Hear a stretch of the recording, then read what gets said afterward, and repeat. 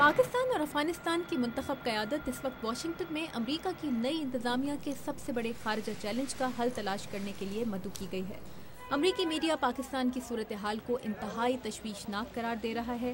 سوات میں بڑی فوجی کارروائی کی تیاریاں کی جا رہی ہیں جو افغانستان کے پہاڑوں کے برعکس ایک جمہوری ملک کا بسا بسایا شہر ہے، اور امریکی میڈیا یہاں لڑائی کی تیاری کرتی پاکستانی فوج کو انسداد دہشت گردی کی تربیت یافتہ قرار دینے کو بالکل تیار نہیں۔ مگر صدر زرداری اعتماد کا اظہار کر رہے ہیں کہ پاکستانی جمہوریت دہشت گردی کے کینسر سے نمٹ سکتی ہے۔ This is a cancer. It needs to be done away with. انتہا پسندی ایک کینسر ہے۔ القاعدہ اور طالبان ہماری حکومت کے لیے ایک بڑا چیلنج بنے ہوئے ہیں، مگر ہم اس چیلنج سے نمٹ لیں گے۔ مگر اسلام آباد میں وائس آف امریکہ سے بات کرنے والے پاکستانی ماہرین صورتحال کو اتنا سادہ قرار دینے کو تیار نہیں۔ صورتحال بہت تشویشناک ہے۔ طالبان اب صرف فاٹا یا قبائلی علاقوں تک محدود نہیں بلکہ ملک کے اندر بہت آگے تک آ چکے ہیں۔ وہ ہمارے شہروں کے اندر پہنچ چکے ہیں، جو بہت تشویشناک بات ہے۔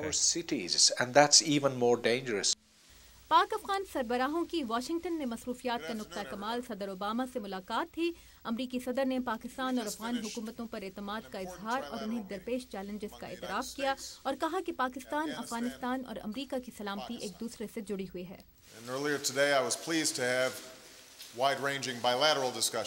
آج میری صدر کارزائی اور صدر زرداری سے بڑی اہم ملاقاتیں ہوئی ہیں۔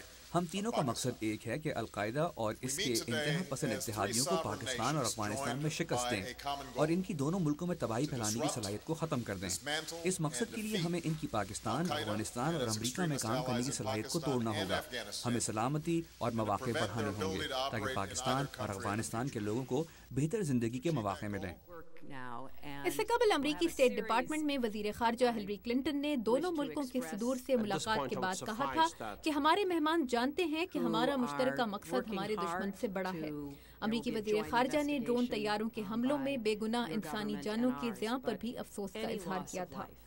Any loss of innocent life is particularly بے گناہ جانوں کا زیاں بہت افسوسناک ہے۔ میں پاکستان اور افغانستان کے لوگوں سے کہنا چاہتی ہوں کہ ہم پوری کوشش کریں گے کہ آپ کے لیڈرز کے ساتھ مل کر بے گناہ جانوں کا زیاں روکنے کی کوشش کریں۔